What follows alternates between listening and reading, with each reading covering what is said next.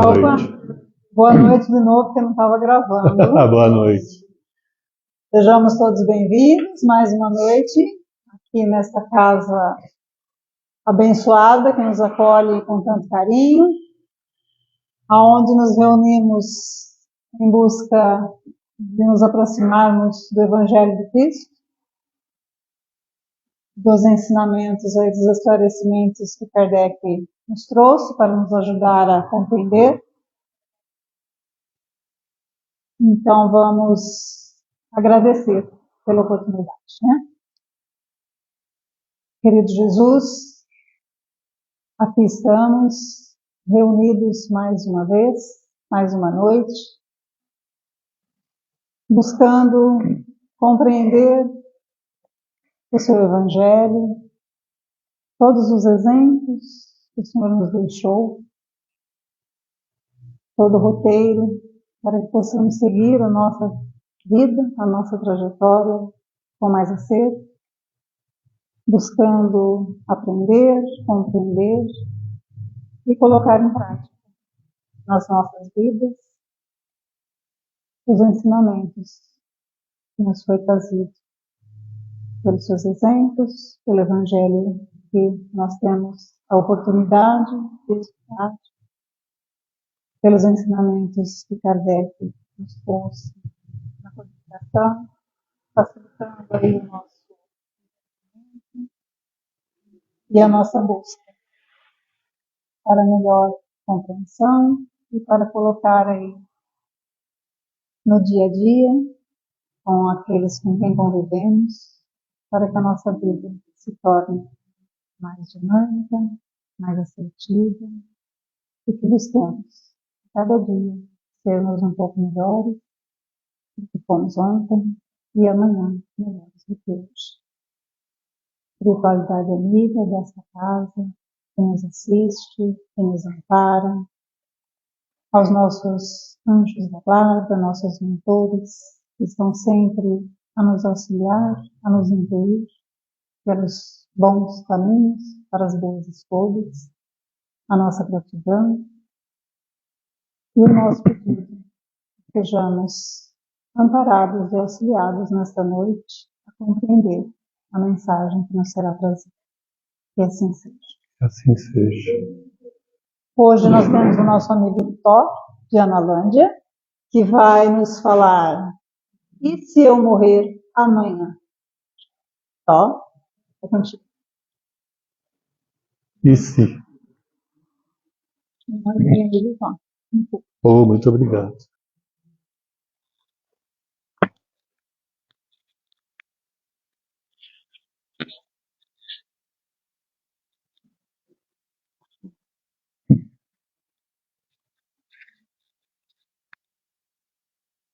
Boa noite a todos.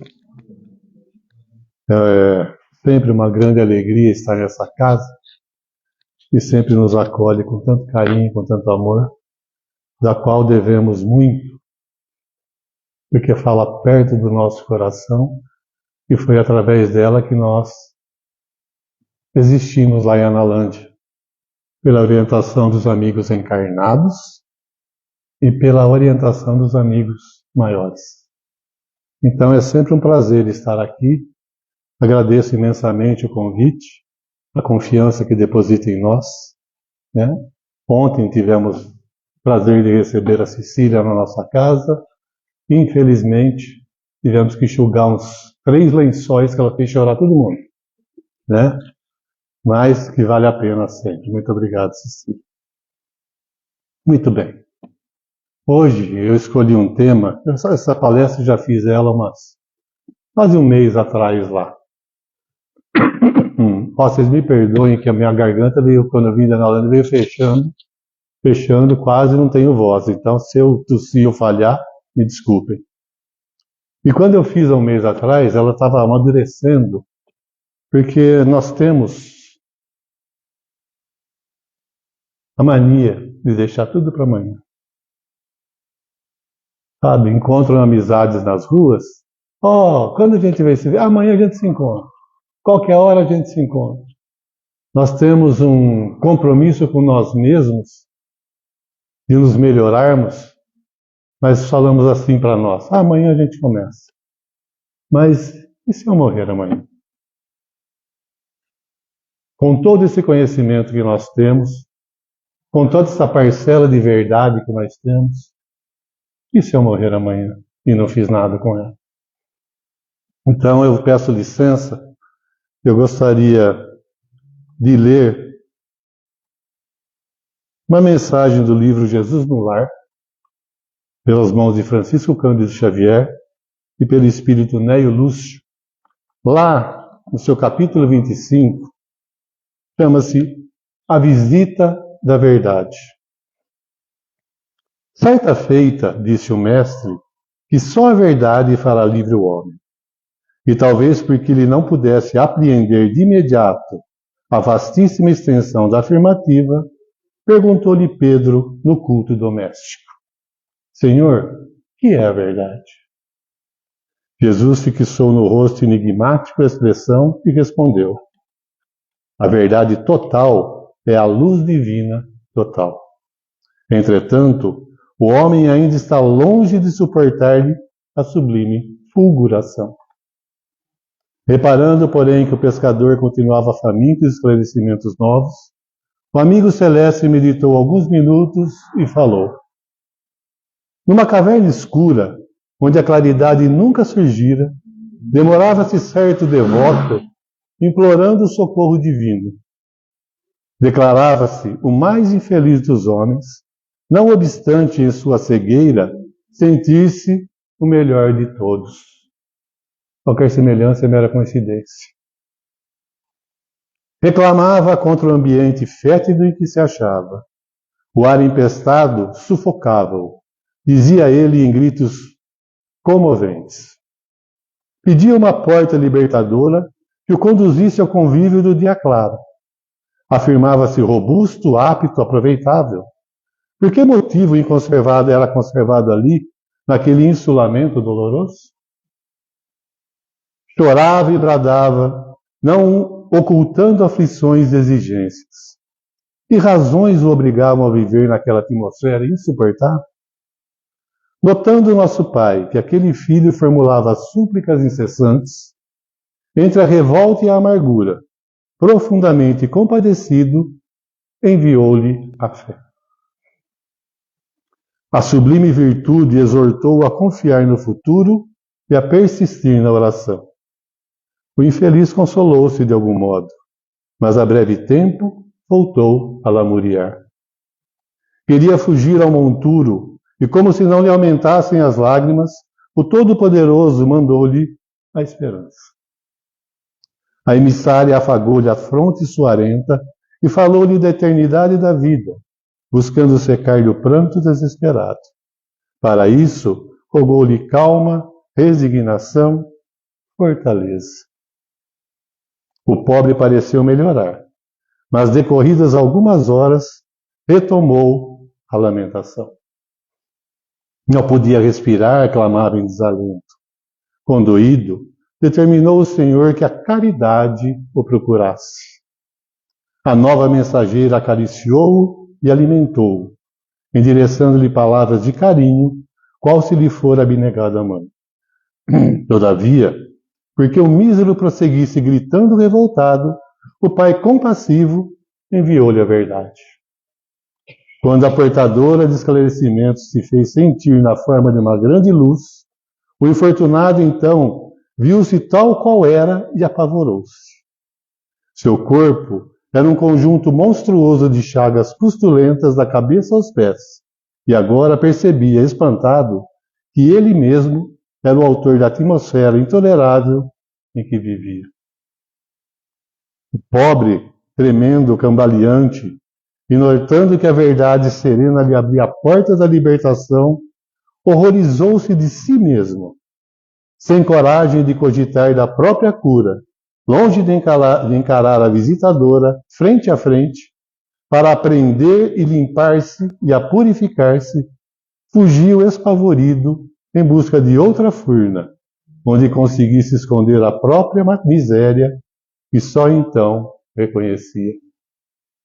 O mestre fez longa pausa e terminou. Assim ocorre com a maioria dos homens perante a realidade. Sentem-se com direito à recepção de todas as bênçãos do Eterno e gritam fortemente, implorando ajuda celestial. Enquanto aparados pela fé, pela esperança ou pela caridade, consolam-se e desconsolam-se, creem e descreem, tímidos, irritadiços e hesitantes.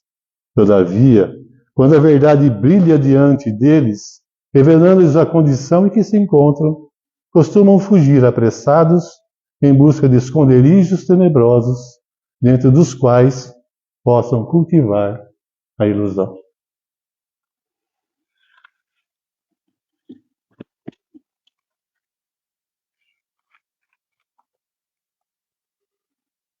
Alguém conhece alguém que faz isso?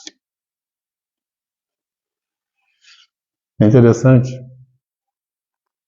que na maioria dos nossos estudos, um questionamento sempre é feito a respeito de por que Deus nos mostra a verdade total e não parcelada. E eu decidi enviar esse texto para ele e ninguém mais perguntou nada. Tá? Emmanuel fala muitas vezes para nós que se o homem se visse frente a frente com a verdade, ele desintegraria de vergonha. Por isso que ela é dosada de acordo com a nossa capacidade de entendimento, de acordo com o que podemos suportar do tamanho dessa verdade. A verdade que Jesus falava é muito maior do que os pontos de vista que nós temos sobre a verdade. Então, cuidado quando você pedir a verdade, que você tenha coragem de enfrentar-se. Ao contrário, deixa quieto, tá bom? Muitas vezes não vemos a verdade como afirmou Jesus, porque a nossa mente trabalha sem estar ligada aos nossos sentimentos e emoções mais profundos. Se nós tentarmos entender todas as coisas somente pela razão, muita coisa vai faltar para a gente compreender. Mas quando a gente alia essa razão ao sentimento, se torna muito mais fácil. Quando sentimos as coisas, é que realmente compreendemos e se torna nosso. Nós não somos o que pensamos que somos, nós não somos o que os outros pensam sobre nós. Nós somos aquilo que sentimos. A importância de usar a razão e o sentimento faz com que a gente compreenda de uma forma mais clara, mais para dentro. E se torna bagagem nossa. E no mundo que nós estamos hoje distraídos, ocupados, nós não conectamos a mente com os nossos sentimentos. Não somos só razão. Nós somos seres integrais. É preciso lembrar-se disso.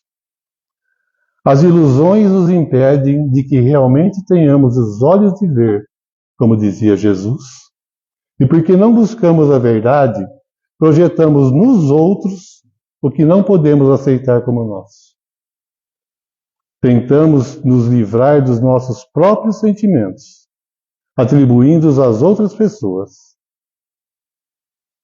Não é assim que a gente faz? A gente sempre comenta nos nossos estudos que o próximo existe para nos mostrar aquilo que devemos mudar em nós. E toda vez que eu emito qualquer opinião, qualquer censura, qualquer crítica, qualquer comparação, o único parâmetro que eu tenho para me comparar sou eu mesmo. Então, quando eu enxergo no outro alguma coisa que me desagrada, é porque ela está em mim. Mas, em compensação, se eu amo alguém, eu também me amo. Aliás, o Nilo esteve na nossa casa há pouco tempo atrás. Nós falamos de criticar, né? Me corrija se eu estiver errado, Nilo.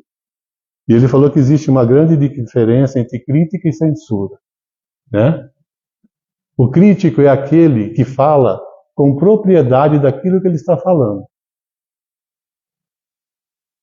E o censor apenas julga. E não só julga. Julga, condena e executa. É isso? Então, muitas vezes, nós não criticamos, nós censuramos. Porque nós não sabemos a verdade, o tamanho da verdade das pessoas. Cada um em si carrega um mundo. Cada um em si tem uma bagagem, cada um em si é diferente um do outro. Como que eu posso comparar a mim com o outro se a bagagem é diferente? Temos que pensar a respeito disso toda vez que nós somos apontar um defeito ou criticar alguém, pior, ou censurar alguém. Tá? Porque o próximo está aí justamente para a gente modificar aquilo que a gente precisa modificar em nós. Se eu enxergo é porque existe em mim. Eu sempre gosto de citar aquela passagem de Jesus com os apóstolos como um cachorro morto, né? Com os quais um falava, nossa, olha que mau cheiro, olha que putrefação, e fazendo observações menores, e Jesus falou, que belos dentes ele tinha. Porque ele não carregava nenhuma crítica, ele não carregava nenhum peso dentro dele que pudesse apontar um defeito, porque ele não tinha defeitos. Então o que? Ele elogiava as partes boas. Tá? Quando desconhecemos os traços da nossa personalidade, condenamos fortemente e responsabilizamos os outros, porque não podemos admitir em nós próprios. Nós vamos falar algumas vezes sobre admitir. Se nós não admitirmos os nossos erros, se nós não admitirmos as nossas falhas, porque somos espíritos ainda imperfeitos, como podemos modificar alguma coisa? Não podemos modificar aquilo que a gente não aceita ou desconhece. Somente admitindo. Lembrando que para se admitir alguma coisa, a gente tem que ter muita humildade, que é a base de todas as outras virtudes. Se colocar na condição de aprendiz, ou, como Sócrates, só sei que nada sei. Tá? Porém, não nos damos conta de que ao adotarmos essa postura, tornamos-nos criaturas inseguras e fracas. E a partir daí, começamos a não confiar em nós mesmos. Se nós não confiamos em nós mesmos, quem irá confiar?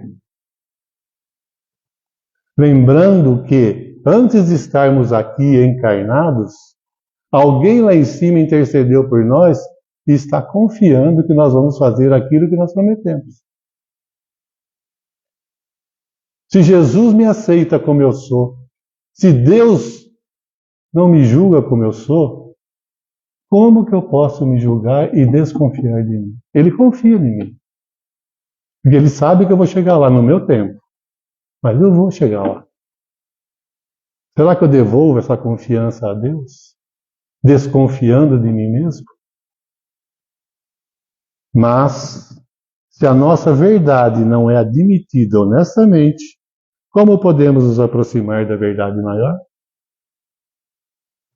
Porque às vezes a nossa verdade dói, sabe? É difícil você encarar ela. Mas se eu não admito a minha verdade, como eu posso compreender uma verdade maior do que essa? É uma via de mão dupla. Não tem como ser diferente, né? Raul Teixeira vem nos socorrer dizendo assim, ó, na medida que nós vamos raspando as nossas cascas, permitindo o conhecimento de nós mesmos, vamos nos descobrindo. E quantas vezes nós dizemos, eu nunca imaginei que fosse capaz disso. Eu nunca pensei que tivesse essa coragem. Eu nunca pensei que fosse sofrer tanto. Não são frases que nós falamos comumente, distraidamente, ou ouvimos falar? Todas essas frases. E ele diz assim, ó, isso mostra nessas expressões o quanto que nós nos desconhecemos. E na hora de pensar o que precisamos fazer, o desespero toma conta de nós. Já pararam para refletir a respeito disso?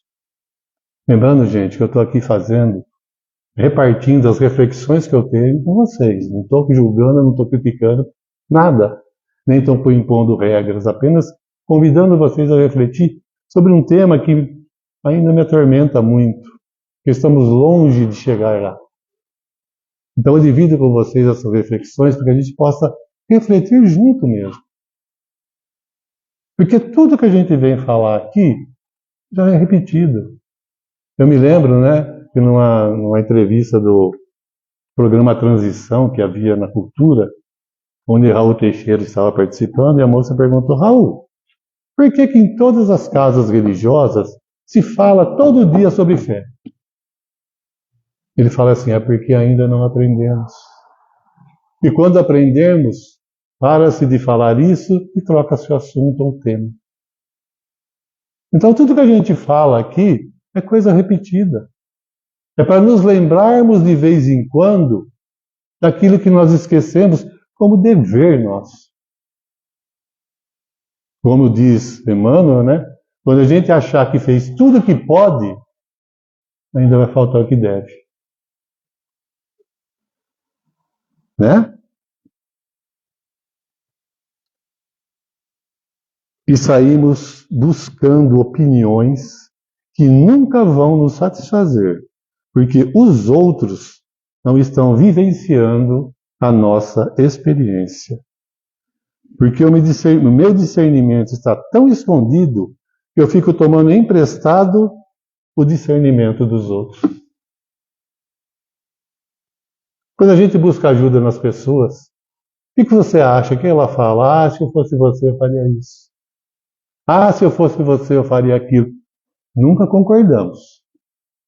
Porque não está de acordo com aquilo que queremos ouvir que eles falem. Não é assim que acontece? E se fosse eu fazia isso. Mas não é você. A sua experiência é única. O aprendizado seu é único. Eles podem sim te orientar, te apoiar, te dar tudo aquilo que você precisa para que você ache uma solução, mas nunca resolver por você. E quanto mais formos permitindo nos conhecer, mais e mais vão diminuindo as nossas incertezas, as nossas crenças de incapacidade diante das situações, nos proporcionando fazer escolhas melhores. Muitas vezes com medo de nos conhecermos, que temos defeitos, sim. Perdemos a oportunidade de encontrar em nós potencialidades que já despertamos há muito tempo. A nossa capacidade de enfrentamento, que ele fala aqui, nos proporcionando fazer escolhas melhores, nós vamos nos capacitando quando vamos descobrindo em nós essas potencialidades que nós temos.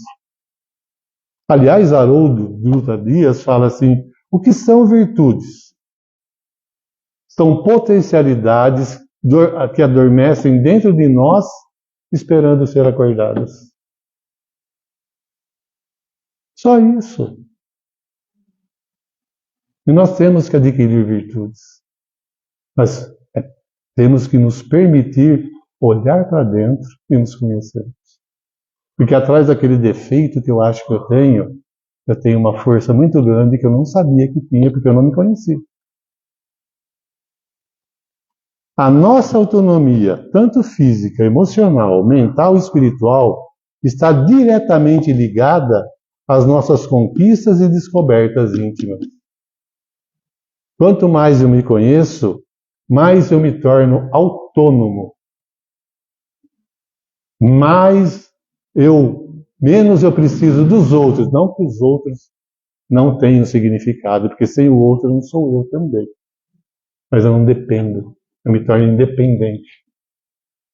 Ah, tá. Então você está falando daquela questão que você gosta, 919? Sim. Conhece-te a ti mesmo. É a chave de tudo, gente. O Evangelho nos convida a todo instante. Vós sois deuses. Podeis fazer tudo o que eu faço e muito mais. Esses dias eu vi uma frase, eu não vou me lembrar ela inteira, mas o fim dela é assim, ó. Que triste é se a gente não se conhecer e morrermos analfabetos de nós mesmos. Você já pensou que triste? Morrermos analfabetos de nós mesmos.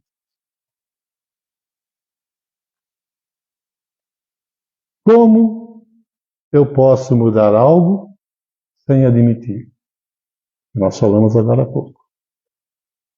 Esse enfrentamento, essa coragem que nós temos, é necessária para que a gente se descubra. Não como ser imperfeito, porque isso é fato, por enquanto. Mas como podemos nos modificar para nos tornarmos melhores e mais próximos da perfeição. Tá? A nossa capacidade de amar está presente em toda a alma humana, mas para que floresça exige maturação de consciência, isto é, aprimoramento dos nossos sentimentos. Ou seja, domar os nossos instintos e desejos.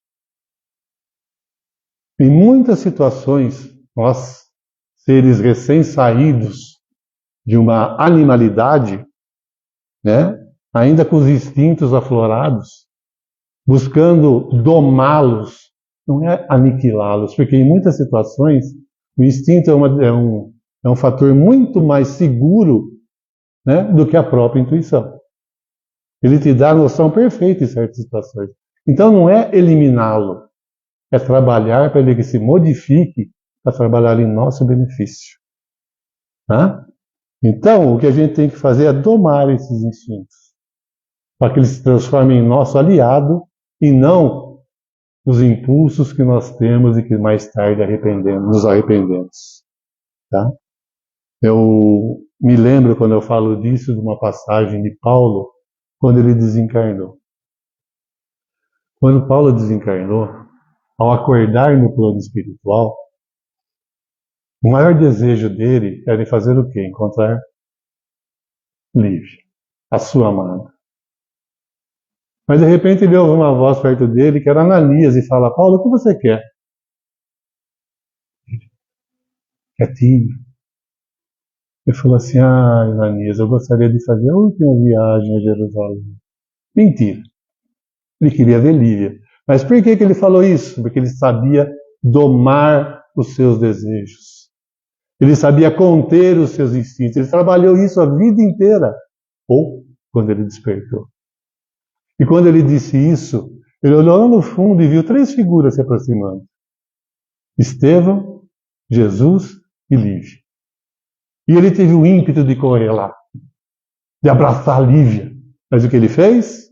Ele esperou. Dono dos seus desejos. Domou os seus instintos. E quando ele fez isso, Jesus falou: vem cá, Paulo. Eu quero ser o primeiro a te abraçar. E ele abraçou Jesus, abraçou Estevão e finalmente abraçou Lívia. É isso. É difícil? Ninguém disse que era fácil, mas não é impossível. Quanto mais adiamos esse encontro com nós mesmos, mais prolongamos as nossas incertezas, mais alimentamos nossos medos e mais nos distanciamos da verdade. Medo. Prestem atenção. Talvez o medo de errar nos impeça desse enfrentamento. Mas se a gente acha que a vida nos vai dar certezas, estamos totalmente equivocados e iludidos. Porque vida é impermanência. Aliás, a única certeza que nós temos é que tudo muda a todo momento. Tá? Na questão 540 do Livro dos Espíritos já fala isso. Tudo muda, tudo se transforma, desde o átomo até o arcanjo, pois o mesmo começou pelo átomo. erros são quase que inevitáveis para quem quer avançar e crescer. São acidentes de percursos, contingência do processo evolutivo que todos estamos destinados a vivenciar. Madre Teresa já falava que a maior coisa mais fácil do mundo é errar. Porque são com os erros que nós aprendemos muito mais do que com os acertos. Porque quando a gente acerta, é nosso. A gente parte para outro. A experiência é feita de tentativas e erros. Quando eu tenho medo de tentar, eu estou perdendo uma oportunidade de evoluir. E assim nós vamos adiando esse encontro com nós mesmos, que é tão necessário. Ou seja, quase fundamental pelo que nós estamos aqui encarnados. Tá? O amor de Deus programou-nos simples inicialmente para permitir que nos desenvolvêssemos de forma gradativa até atingirmos maiores plenitudes e totalidades. Tudo é um processo. No mundo que a gente vive hoje, que nos convida a essa loucura de que o tempo está passando e a gente não está vendo, nós queremos tudo para ontem. Não existe, gente. Tudo é um processo. Tudo tem que caminhar devagar, constantemente. Jesus já afirmava: a tua preocupação vai aumentar 1 centímetro na sua altura ou te dar mais um dia de vida? Não vos preocupeis com o dia de amanhã. A cada dia basta o seu mal.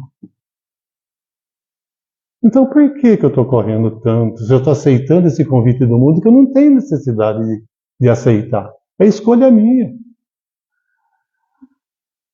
Tudo é um processo. Falar em processo, eu me lembro. Alguém já teve vivido isso, né?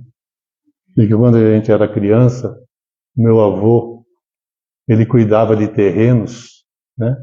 Para manter limpos os terrenos, em troca ele plantava e combinava com as pessoas isso. Ó, você pode limpar? Eu vou plantar lá, posso? Pode, mas se manter limpo, pode. Ele chegava para a gente de manhãzinha, 6:30 da manhã mais ou menos. Vamos comer pamonha hoje? Vamos, a gente ficava empolgado, né? Aí a gente saía de casa com a carriola, que ele tinha uma carriola, ia no quintal, no terreno que ele cuidava, 3, 4 quarteirões lá para frente, feliz da vida. Colhia o milho, enchia a carriola de milho, voltava para casa, aí nós começávamos a descascar as espigas. Enquanto descascávamos as espigas, minha avó já estava pondo fogo no tacho, é um tacho grande, né? E meu avô fazia os raladores, que eram latas de 20 litros, batida preguinho por preguinho, para poder ralar o milho. Nós começamos 6:30 da manhã. E a gente ajudava. Os dedos tudo ralado, porque escapava, né? Enquanto isso, as mulheres iam preparando as palhas. Algumas já costuravam, né? Porque tinha uma máquina de costura, e costurava as palhas. Enchia, minha avó fazia uma com queijo, que era uma delícia. Para comer essas pamonhas, 4 horas da tarde. E felizes. Nós aprendemos a esperar com essa experiência. E a vida é assim. Quando você está sem paciência, lembra da pamonha. Tá? A vida moderna nos deu raciocínio e reflexão. A vida moderna dá coisas boas também. Tá? Maturação intelectual no desenrolar de nossas descobertas, ensinando-nos formulações racionais para que melhor pudéssemos compreender os métodos de evolução, o progresso em nós e no universo. A modernidade nos permitiu isso. Vocês lembram da promessa do Cristo, quando ele fez o Cristo Consolador? Ele falou, lhe enviarei um Consolador. Quando surgiu o Consolador prometido? Foi na época do Iluminismo. Foi na época em que o homem começou a pensar por si mesmo. Porque até então ele não questionava. Porque as religiões dominantes não permitiam que ele pensasse. Era isso e acabou. E nesse século de iluminismo, onde a razão era a coisa mais forte, surgiu o Espiritismo, o Cristo Consolador, o Consolador prometido. E graças a essa doutrina que a gente abraça, e nos explica tudo isso, usando a fé raciocinada, é que nós conseguimos compreender tudo o que acontece à nossa volta, se nós quisermos e buscarmos compreender. Quando bem estudado, ele nos dá essa possibilidade. Quando mal interpretado, ele nos assusta e nos afasta. O papel do Espiritismo é justamente esse, esclarecer o homem da sua realidade espiritual, não material. Ele te responde por que você está aqui, para onde você vai, o que você tem que fazer, dando-nos o consolo necessário para não entrarmos em desespero. Aliás, uma das grandes coisas que o Espiritismo nos ensina é tirar o desespero em nós, porque mostra um futuro de continuidade. Se tudo isso que eu falei ainda não bastasse, só uma coisa valeria a pena. O Espiritismo matou a morte. Vamos usar. Tá? Vale, porém, considerar que à medida que nossa consciência se expande e maior lucidez se faz em nossa mente, maiores serão os compromissos perante a existência. É proporcional. Maior conhecimento, maior responsabilidade. Muito será pedido a quem muito foi dado. Está na hora de assumirmos as responsabilidades das nossas vidas. Deixar os desculpismos de lado e agir. Porque toda fé sem ação é obra vazia. Está na hora de a gente assumir o leme do nosso barco. Já passou da hora. Aliás, esse é um livro que eu gosto muito, que se chama Lírios da Esperança, de autor espiritual Hermance Dufour. E ela começa o livro, quando eu comecei a ler o livro, eu tomei um susto. Porque ela começa o livro lá nas suas considerações iniciais, falando assim: as obras de André Luiz estão ultrapassadas. Como? Né? O Espiritismo, o estudo do Espiritismo nos permite ter essa visão analítica das coisas, né? Não acreditarmos em tudo só porque veio da espiritualidade. A irmã Dufour falando isso, que as obras de André Luiz estão ultrapassadas. Aí ela continua. Sim, porque tudo que nós precisávamos saber da vida espiritual, ele nos mostrou. O que basta, o que precisa, é a gente colocar em prática. E sabe por que chama Lírios da Esperança o livro? Porque é uma colônia espiritual lá, cuidada por um monte de gente grande.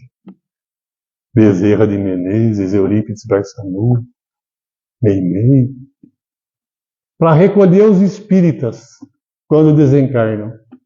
Porque é o bichinho que mais dá trabalho quando desencarna. Porque só pelo fato de saber acha que tem direito. Cadê suas obras?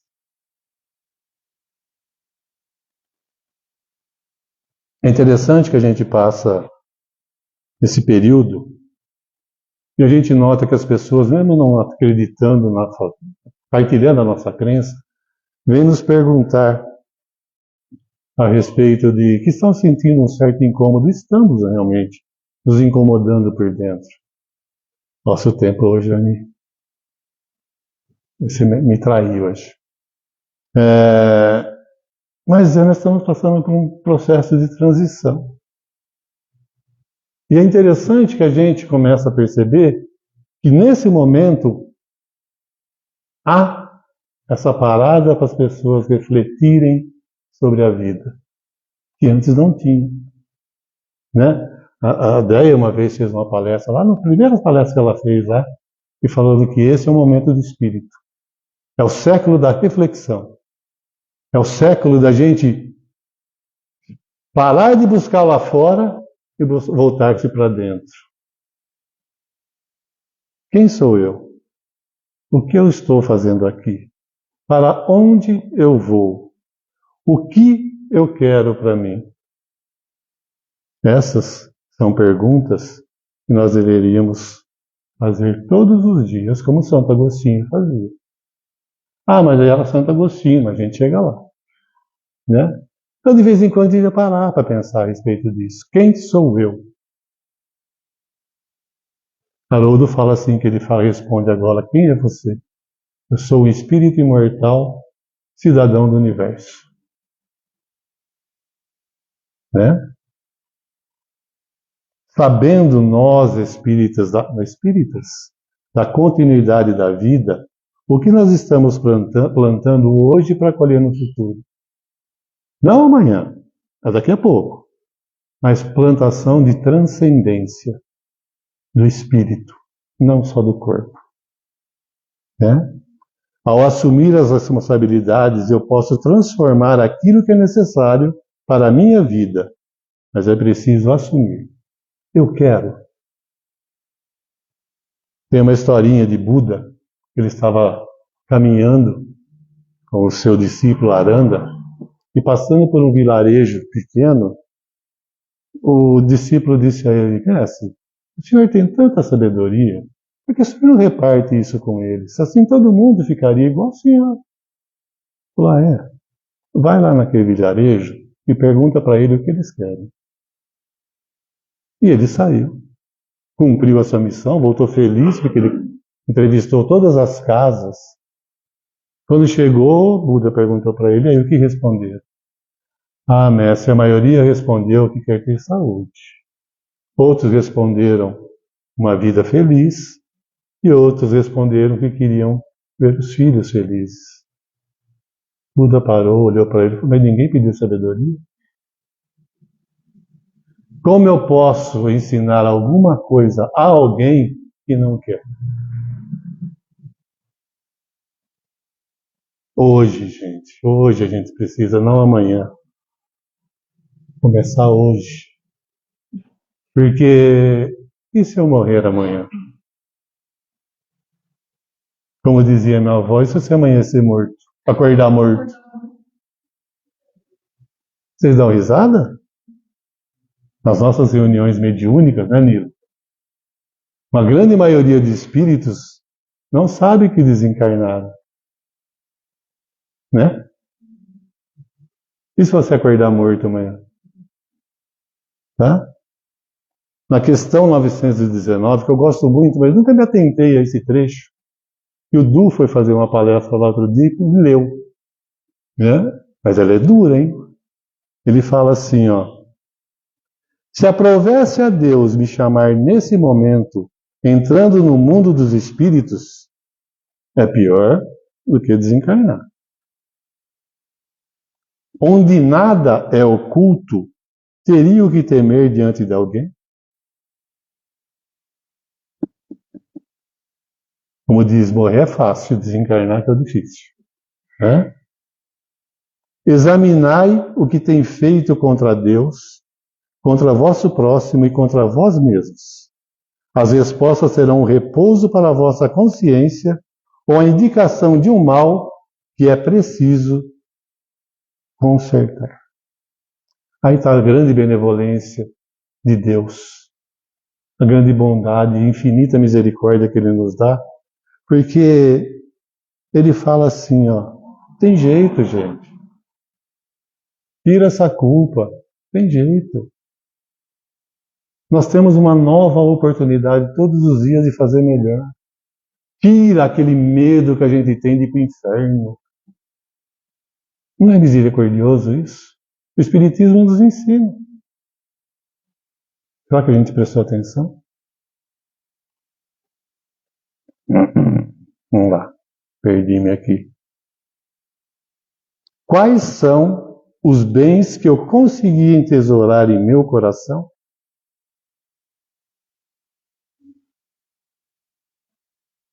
Tem uma moça, eu gosto muito de ouvi-la nas redes sociais, que se chama professora Lúcia Helena Galvão.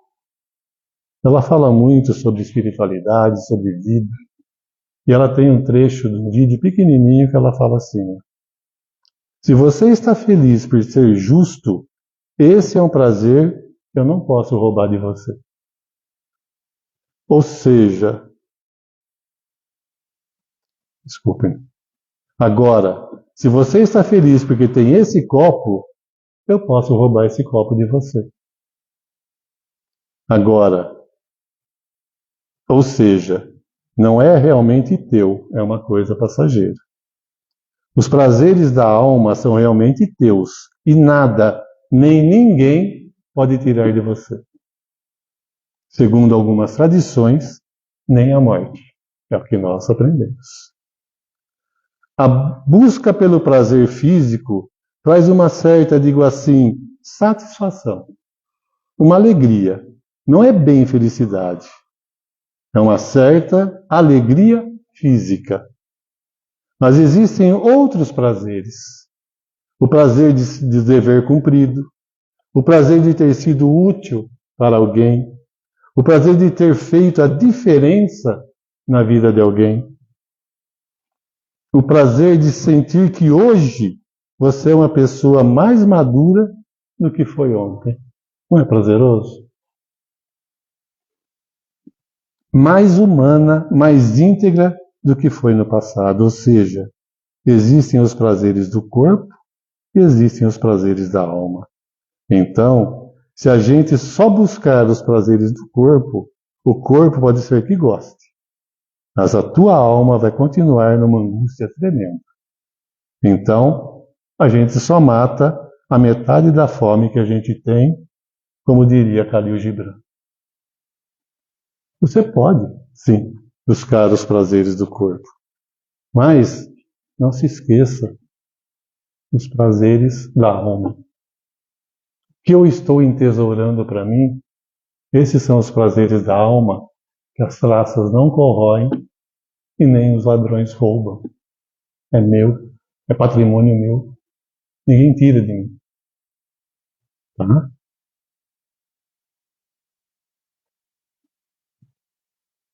Tem uma passagem no filme do Conde de Monte Cristo, se alguém já assistiu, né, de Alexandre Dumas, né, em que há um diálogo entre ele e o padre, né, e o padre fala assim: se você me ajudar a cavar esse túnel para a gente fugir daqui, eu vou te dar uma coisa muito preciosa. Ele fala assim: a liberdade? Eu falo, não. A liberdade, qualquer um pode tirar de você. Vou te dar conhecimento.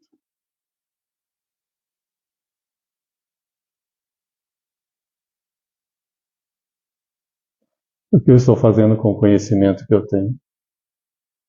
Porque conhecimento sem prática é como uma estante de livros bonitos empoeirando lá. Fé sem obras. O que eu estou fazendo com aquilo que eu conheço? Só para refletir, tá? Não estou cobrando nada. Esse é o investimento para o futuro. Conhecimento aliado à prática. Mudança em nós mesmos. Quando? Hoje. Porque e se eu morrer amanhã? Tá? Mário Sérgio Cortella tem uma frase que ele fala assim, ó: não é a morte que importa, porque ela é um fato. O que me importa é o que eu faço da minha vida enquanto minha morte não acontece. Para que essa vida não seja banal, superficial, fútil e pequena. O que você fez de você? Porque lá em cima vão perguntar para você. Ah, mas eu ajudei tanta gente. Não estou perguntando se ajudou. Vai pesar na sua contabilidade o que você fez de você. É isso que a gente vai responder. A responsabilidade é o que a gente fez da gente. Tem um livro que se chama Voltei, né? Que conta a história de irmão Jacó, em que ele fica no plano espiritual, depois de um tempo, frustrado. Ele tem, assim, umas companhias, assim, médias, né? Bezerra de Menezes, Eurípides Barçanufo. Ele nota que todos eles, quando se aproximam dele, tem uma luz no peito. E ele olha para o dele, cadê a luz dele? Ele fica triste, frustrado. E a filha dele, ele pergunta para a filha, por que eu não tenho? Ele falou assim, sabe, pai, é porque você sempre procurou ajudar os outros e esqueceu de você mesmo. Não que seja ruim, mas você esqueceu de acender a luz dentro de você. Calma, que ela vai aparecer. Tudo é um processo. E assim foi que quando ele começou a desenvolver o seu trabalho no plano espiritual, quando ele olhou para o peito dele, a luz havia se acendido. O que você faz de você? Essa é a pergunta que vão te fazer e a resposta é a mais importante que você pode dar. Tá? Tem um filme que não vou me lembrar o nome, já assisti. É um filme que fala de mensagens assim espirituais, né? Muito interessante, em que há um diálogo entre uma pessoa que está internada, um paciente no hospital, e uma pessoa amiga que vem visitá-lo. Tá? E o diálogo trava-se mais ou menos dessa forma. O paciente pergunta à visita, que é amigo dele, se eu perguntar a você, quem é você? Qual é a primeira coisa que você pensa? E o visitante fala, eu sou um treinador de basquete. Tá, e se você perder isso? Bem, eu sou também professor de história, responde o visitante. Tá, e se tirar isso de você, quem é você? Bom, eu sou um marido, eu sou um bom pai. E o paciente fala assim, se Deus quiser, isso não vai mudar nunca. Mas, e se mudar? Quem é você? E ele fala assim, eu não entendi bem esse jogo. Eu falo, não é um jogo. Quem é você? Ah, eu sou cristão. E o que isso significa? Significa que eu sigo Jesus. E o paciente fala, e qual a importância disso? É muito importante. Ele fala, interessante, porque está no final da sua lista. Peraí. Eu podia ter falado isso antes, que eu sou cristão. Mas não falou. A sua identidade, completa ele, está ligada àquilo que você se dedica. Não parece que Deus está em primeiro lugar. Vamos buscar Mateus? Buscai primeiro o reino de Deus e a sua justiça, e tudo mais vos será acrescentado. Não espere que a sua vida torne melhor para você procurar Deus. Procura Deus que com certeza a sua vida vai ficar melhor. Tá?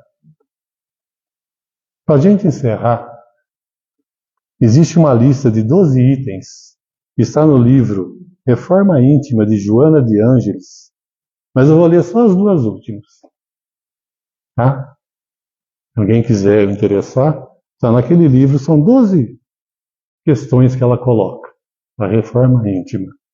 A questão número 11 é assim, ó. Carência emocional não é necessidade de receber, e sim de se dar. Só tu poderás suprir as tuas necessidades emocionais. Projetá-las em alguém é o mesmo que pedir para alguém que se alimente para saciar a sua fome. Ela é muito sutil. E a 12 é assim. Vive com simplicidade e mais realidade. Só assim, quem tu realmente és vai surgir de verdade. Ri mais e não leve tudo tão a sério. Afinal de contas, a essência da vida é se descobrir e desfrutar da maravilhosa aventura chamada evolução. Quando a gente vai começar? E a pergunta que fica assim: e se eu ou você morrer amanhã? Muito obrigado.